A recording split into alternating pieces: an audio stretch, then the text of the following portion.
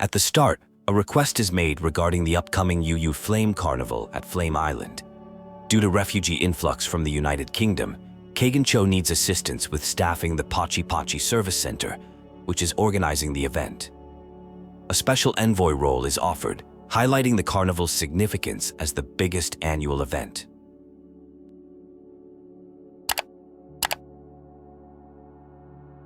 An additional request involves picking up and delivering a congratulatory gift from Boutique Marcos to Managu-san at the Pachi Pachi Service Center.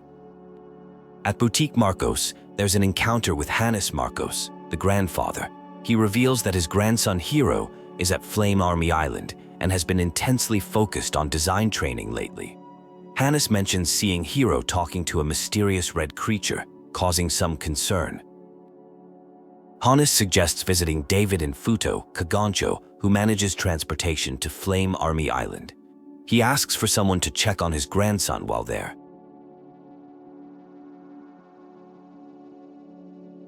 Information about the Flame Army Island is shared, including details about the special Poka Poka flame created by Flame Master Vita. This new flame has a lower combustion temperature and can be viewed up close from craft balloons. Vita is revealed to be the first Flame Master and a descendant of Janata. Upon arrival at Pachi Pachi Service Center, introductions are made with Managu. The conversation turns to discussing the Flame Spirit, described as the island's savior with powers of wisdom and protection, born from Master Janata's first flame. Beta, who turns out to be the Flame Master, is found working exhaustedly on flame development. She's been awake for 3 days, struggling to perfect a flameless flame that requires a rare ice spark material. A security chief explains the situation with the Flamethrower Corps, a group led by Enji, who was fired from the service center for misconduct. They now sell counterfeit goods, including fake spirit merchandise to tourists. While searching for Marcos on the large island, there's an encounter with Opera, a playwright from Shishia Art Academy who shows interest in creating a theatrical production. A concerning explosion has occurred and someone appears to be missing. The incident seems more severe than previous explosions, including those during development.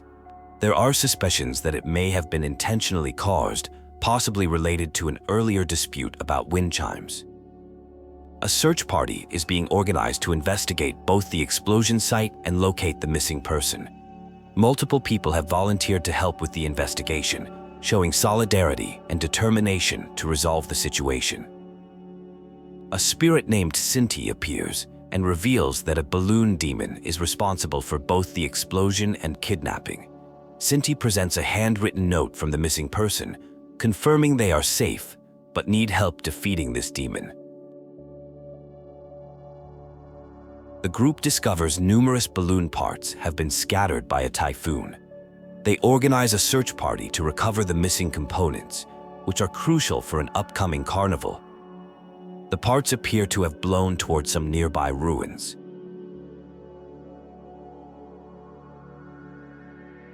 After collecting the balloon parts, they meet Perron, who is in charge of the craft balloon. While organizing the recovered parts, they discover another mysterious memo that raises questions about the true nature of the situation. Cynthia explains that the balloon demon is a powerful entity ruling the island. Only those chosen by the balloon spirit can detect its presence. The group has been selected due to their determination and courage to face challenges. Instructions are given to visit the flame workshop and launch the first flame to confront the balloon demon. A piece of paper containing workshop secrets is provided as guidance, suggesting a puzzle-solving element to their quest. The group learns that flame is the demon's weakness. To create the necessary flame, they must gather specific ingredients: smooth gravel, fade-resistant dye, and 3 fresh pollens that only bloom on sunny nights. After successfully gathering the required materials, the group reconvenes to learn about flame creation and launching procedures. They are advised to seek guidance from Vita, a flame master, for additional expertise in handling the flame.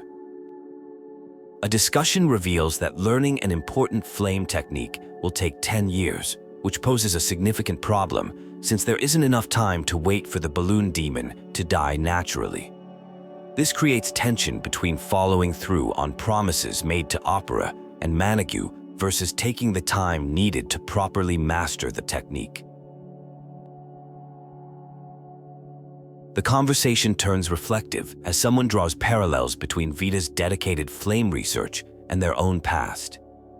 They note how Vita never gives up despite failures and explosions, showing true commitment to mastering the flame, while questioning if their own motivations were more about escaping reality. Using a metaphor of climbing an endless spiral staircase, the journey is described as difficult and uncertain, with no clear end in sight. While many might give up along the way, both the Flame Knight and Vita are praised for continuing forward, though feelings of uselessness still linger. The mood shifts to one of cooperation and friendship, with an offer to help with flame production and launching. Additional materials are collected and shared, leading to plans to meet at the launch site once the glorious flame is ready. A beautiful bright light display occurs, though questions arise about its effectiveness as a weapon against the devil. The scene shifts to a search for the Flame Knight, revealing connections between different characters and building anticipation for upcoming revelations. A heartfelt discussion about flame creation emerges, exploring different perspectives on what makes flames special. The flames are described as fleeting yet beautiful moments that evoke various emotions, inspiring new ideas for future creations. The scene involves evil spirits, fireflies, and pudding, leading to tense negotiations with the main Dan group. Threats are exchanged, creating a dangerous atmosphere that requires careful navigation to avoid detection.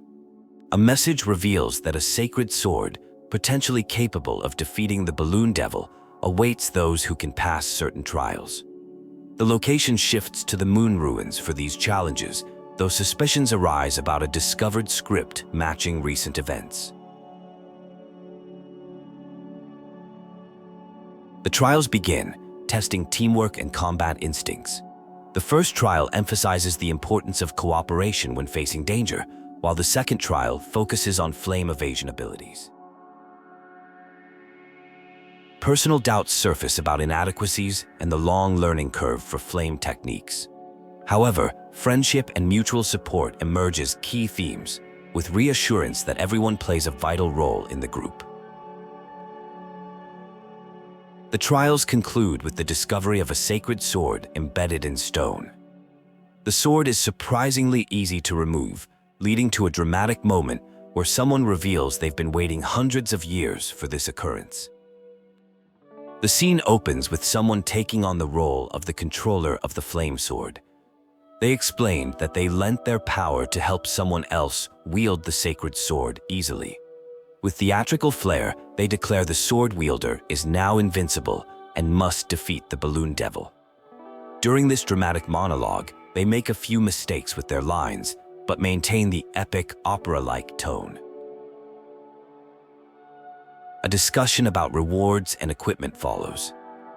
The Flame Sword controller attempts to show off some special coordinated gear designed by Rixid, but it mysteriously vanishes almost immediately.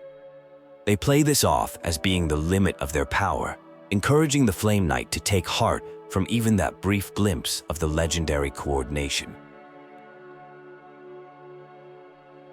The action moves to a creepy dark cave where the balloon devil possibly awaits.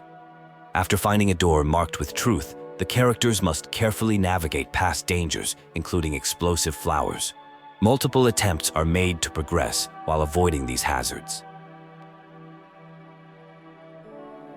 A surprising revelation occurs when Cynthia and Opera appear. It turns out this was all staged according to a script, though things got out of hand when real danger became involved. The mastermind behind this was trying to create a special experience but didn't expect actual threats to manifest. Cynthia reveals herself as the true spirit of fire, not just a strange red figure. This ties into an ancient legend about the fire-resistant army. She begins sharing the deep truth behind all the events, telling a poetic tale about her origin and a special knight who once helped people but was ultimately wounded. The story flashes back to childhood memories, revealing that Marcos was once a serious child who loved drawing alone. He created the Flame Knight character, but faced mockery from other children. A friend named Philo tried defending him, leading to an incident with actual fire that left both physical and emotional scars. The group discusses how to help Marcos remember the fun times and cope with the past. Opera promises to help, suggesting they face everything together as Flame Knights. This includes telling Manigu the complete truth about Cynthia and all that has happened. An exciting revelation confirmed that the legend of the flame spirit was actually real. Someone expresses regret about misjudging the situation and running away to Amatsusa, feeling immature for not understanding the flame spirit's true intentions earlier. A conversation unfolds about concerns regarding the Flame Knights. Managu mentions taking precautionary measures by having Joy increase security. The unexpected revelation that the Flame Knights were summoning demons came as a shock, but thankfully, help was available at the crucial moment. Gratitude is expressed towards those who helped deal with the Flame Knight situation. Plans are made to work more closely with guards to catch the culprits. There is determination to create an amazing carnival opening ceremony that would impress both the flame spirits and everyone else.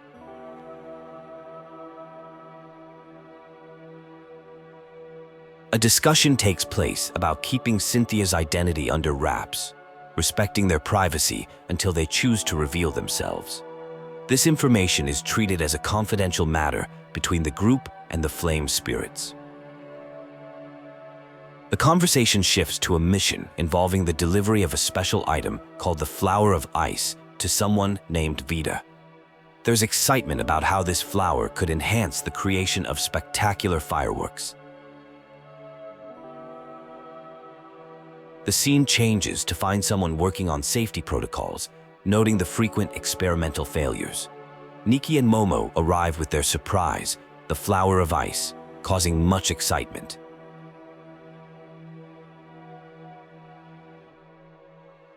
Vita examines the Flower of Ice, impressed by its perfect color, smooth texture, and cool feel. The flower was obtained as a favor for a friend and opera singer. Vita expresses enthusiasm about using it to create fireworks that would surpass the current Poca Poca fireworks. The scene concludes with anticipation building about the enhanced fireworks that will surpass Poca Poca fireworks.